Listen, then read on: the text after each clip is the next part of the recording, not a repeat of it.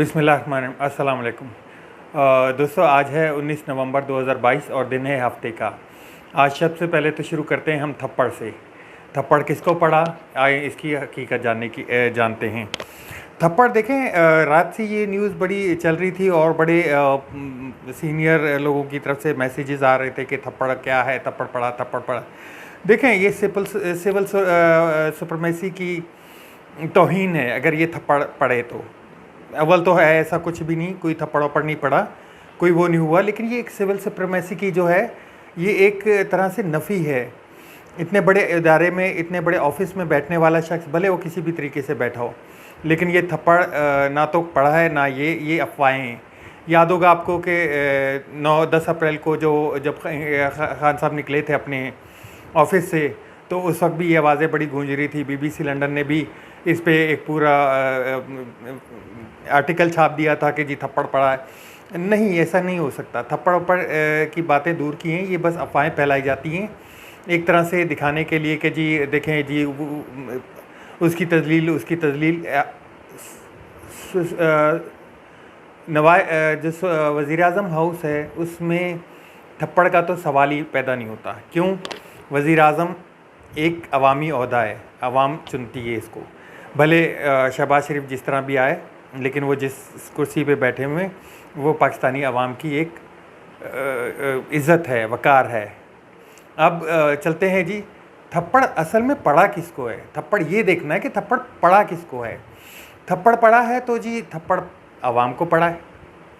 जब से ये हुकूमत आई है मईशत का बेड़ा गर्क हो गया है, महंगाई अरूज पे है, बिजली के दाम अरूज पे हैं। जब भी किसी के पास बिजली का बिल आता है तो उसको टाइट कर किस्म के थप्पड़ पड़ता है। गैस अरूज पे, गैस के नर्ख में 3 गुना इजाफा कर दिया गया है। पेट्रोल 100 रुपये ऊपर चला गया है। आटा, चीनी, गैस, ज़रूरत है ज़िंदगी की सब चीज़ें महंगी हो चुकी हैं। ये है असल थप्पड़ जो पड़ा है आवाम को, जो आवाम को मारा है, जो आवाम की जेबों में से इस टाइम लाखों रुपए निकला है। और इस टाइम गरीब का अपना एक तनख्वाह में अपना महीने का गुजारा करना बहुत मुश्किल है। अब आ जाए हुकूमत पे ये थप्पड़ कैसे पड़ा है। कर्ज़े, डॉलर ऊपर चला गया, डिफ़ॉल्ट की सिचुएशन है, ज़राए मुबादला के ज़खायर नीचे आ गए, एक्सपोर्ट गिरी हुई है, इम्पोर्ट गिरी हुई है, कहीं पे कोई कारोबार चल नहीं रहा है, लोग बेरोज़गार हो रहे हैं। जी, तीसरा, हुकूमत के जो लोग बैठे हुए हैं उनको क्या मिला। जरदारी के केसेस माफ़ हो गए, नवाज शरीफ के केसेस माफ़ हो रहे हैं, शहबाज शरीफ के केसेस माफ़, हमज़ा के केसेस माफ़, 540 अरब डॉलर की 40 अरब रुपए की जो करप्शन के केसेस थे सब ख़त्म। इसहाक डार को बाहर से मफरूर को बुला लिया गया, सब ख़त्म केसेस। मरीम नवाज़ को केसेस में बरियत मिल गई, केस माफ़। इवन फील्ड का केस ख़त्म। तो देखिए फ़ायदा किसको हुआ, थप्पड़ पड़ा किसको और फ़ायदा किसको मिला। दो चीज़ें। अब आगे चलते हैं हम घड़ी के ऊपर। ये भी अवाम को एक थप्पड़ ही है कि इसको सोचने की बात है। अवाम एक सोच सकती है कि यार ये घड़ी हो क्या रहा है। ये घड़ी, इसको इस्लामिक टच देने की एक तरह से वो किया गया कि जी खाना काबे की तस्वीर है, वो बेची नहीं जाती, इसमें खाना काबा का अक्स बना हुआ है उसको। तो जाहिर सी बात है जब एक कंपनी बना रही है वो भी बेच रही है। आप बाज़ार में जाते होंगे, आपने देखा होगा खाना काबे की तस्वीरें, मदीना मुनव्वरा की तस्वीरें बेची जाती हैं। उसके आगे चलते हैं हम फराह गोगी के ऊपर। अब इस केस को जो इन्होंने एक मुद्दा बना के इतना बड़ा पेश किया उसको सामने के जी इतना महंगी घड़ी, उसको तकरीबन 15 मिलियन डॉलर पे इस घड़ी को ले गए। 15 मिलियन डॉलर, यानी कि एक आईडिया के मुताबिक 10 से 15 अरब रुपए की घड़ी, 10 से 15 रुपए की एक घड़ी नहीं, पॉसिबल ही नहीं है यार। आप सोच सकते हो कि 15 अरब रुपए की घड़ी। इस पे अहमद नूरानी ने इनका एक वो बना हुआ है ट्विटर पे, फैक्ट एंड फोकस के नाम से, जिसको अहमद नूरानी और ताहिर इमरान मियाँ देखते हैं। तो उन्होंने इस पे वर्किंग की। फराह गोगी जो हैं वो दो दफ़ा ट्रैवल किया उन्होंने बाहर। 2019 अप्रैल में ट्रैवल किया, अप्रैल की 3 अप्रैल 2019 को ट्रैवल किया, और वो अमेरिका गई बज़रिया अबू धाबी। अबू धाबी में उनका 2 घंटे का क़याम था, वो मैं आपको शेयर भी कर देता हूँ उनकी डिटेल भी। तो वो ट्रैवल किया, 2 घंटे का वहाँ पे ट्रांजिट था। इस कहानी को जो घड़ा गया वो भी उसी के मुताबिक घड़ा गया, जबकि फ़राह गोगी अमेरिका जा रही थी। अब यहाँ से निकली तो उन्होंने बोला जी ये तो दुबई गई हैं, चलो इस कहानी को बना दिया जाए। पाकिस्तान से निकलने के जो ट्रैवल हिस्ट्री है वो, और अमेरिका में जो पहुंचने की हिस्ट्री है वो, वहां तक रसाई भी ली गई है। मैं उसको आपकी तस्वीर भी आपको शेयर कर देता हूं जो कि मुझे मिली है, उसमें उनकी ट्रैवल हिस्ट्री बराबर शो कर देता हूं। अब इस घड़ी को बना चढ़ा के इतना बनाया जा रहा है जैसे, अगर ऐसी बात है तो मैं तो कहूँगा कि पाकिस्तान का सबसे महंगा जो तोहफ़ा है ना वो यही है। तोशा खाना में जितने तहाइफ पड़े हुए हैं जो, वो उनकी कुल कीमत भी मेरे ख्याल से एक आईडी के मुताबिक इसके करीब करीब या इसके आधे में 15 अरब तक होगी, जो कि एक घड़ी को बना दिया गया इन्होंने। अब चलते हैं जी, एक नज़र मार लेते हैं। मैंने आपको परसों के वीलॉग में एक इनके जो जितने वज़रा गुज़रे हमारे 1977 से लेके 2008 तक उनके तहाइफ की डॉक्यूमेंट्स बता दिए थे कि क्या क्या तहाइफ कौन कौन लेके गए, सिवाय एक के, नवाज़ शरीफ के। नवाज़ शरीफ ने जो इस अरसे में, अपने अरसे में तकरीबन 75 तहाइफ लिए। उन 75 तहाइफ की अमाउंट आपको बताऊं क्या पे की गई है तोशा खाना में।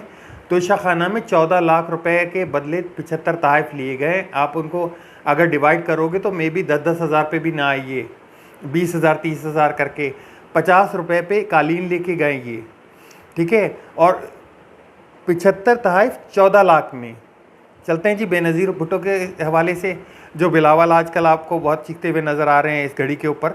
175 तहाइफ, 175 तहाइफ उन्होंने 2,75,000 रुपये में लिए। और इमरान खान ने तो एक घड़ी 2 करोड़ 20 लाख रुपए की तोशा खाना से ली। 2 करोड़ 20 लाख रुपए तोशा खाना को पे किए और एक घड़ी ली। आप इसको देख सकते हैं कि झूठ कहाँ है सच कहाँ है, इतना तो मालूम होगा सबको।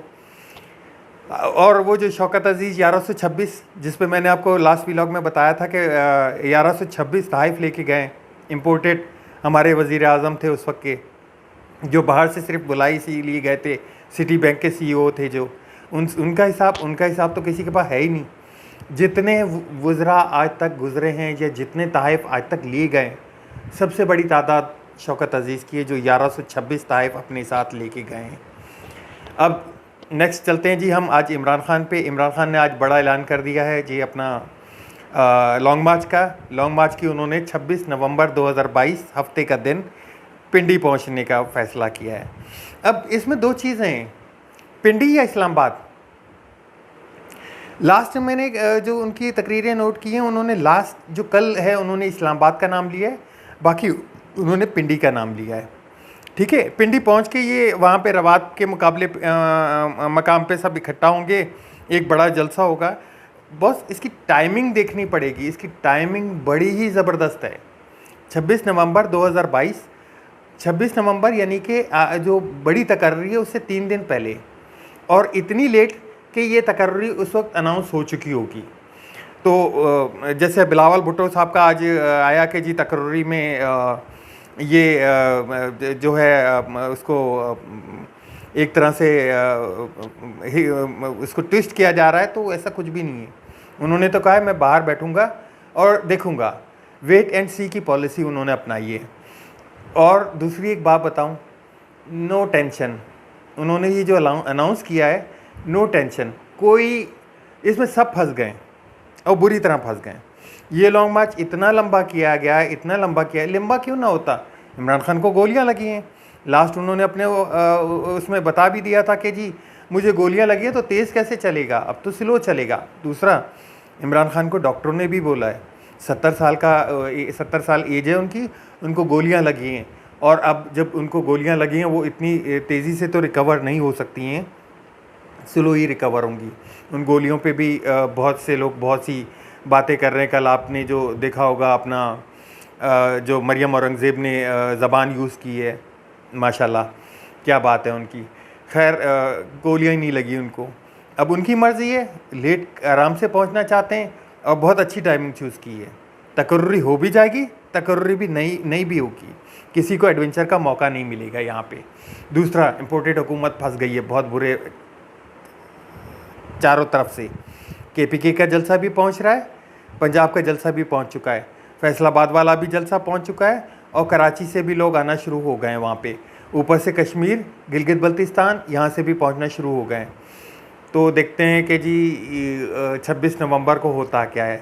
मुझे एक अपनी अंदर की बात बताऊंगा, मुझे तो 26 नवंबर तक हालात जो है टिकते हुए नज़र नहीं आ रहे इम्पोर्टेड हुकूमत के।